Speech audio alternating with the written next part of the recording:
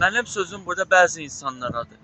İraq xəbərləri paylaşdığınız qədər, İran xəbərləri paylaşdığınız qədər, olan mediası haqqında paylaşdığınız qədər Azərbaycanda olan acı gündəm haqqında da paylaşın. Gün-gündən yeməklərin, ərzaqların qiyməti qalxır, insanlar yaşaya bilmir, insanlar dolana bilmir, insanlar səfalət içindədir, acından ölürlər, insanlar iş tapa bilmir. Bunlar haqqında nə vaxt danışacaqsınız? Müzahidlik o deyil, İraq haqqında paylaşacaq, İran haqqında paylaşacaq. Əsl müzahidlik odur ki, öz ölkəvin problemini həll eləyəsən.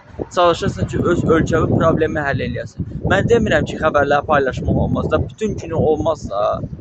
Yəni Azərbaycan bugünkü gündə mediası pis gündədir. İnsanlar sürünürlər, yaşaya bilmirlər, acından ölürlər, amma siz ancaq İran xəbərləri, İraq xəbərləri paylaşırsınız.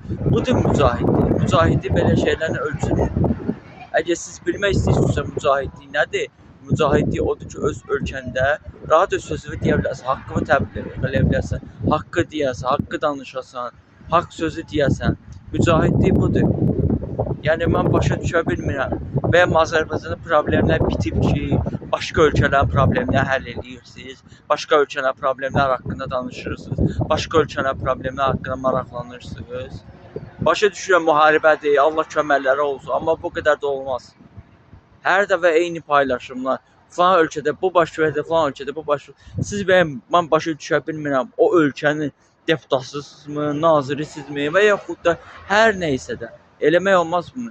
Siz Azərbaycanda olduğunuz kimi Azərbaycan xəbərləri paylaşır ki, Azərbaycanın nə vəziyyətdə insanlar yaşayırlar.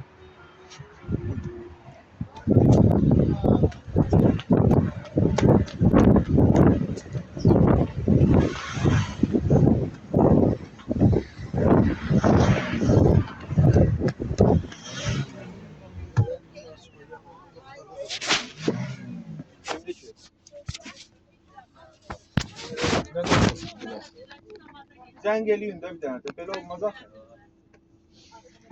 Kimin yanında? Gedirlər ha. Sən yatsan. Ben yatsan sıçsam, sıçsamda atlasayla koymaz beni geçmeye. Ben yatsan sıçsamda sen bana koymazsın geçmeye. Ya bu hamıdır ya. Ya yatsan kalma. Ben değilim Hı? Yuka çıkmaz. Olur da orada bir ses Wi-Fi çimeyeyim. Gelirəm. Ama kalırsan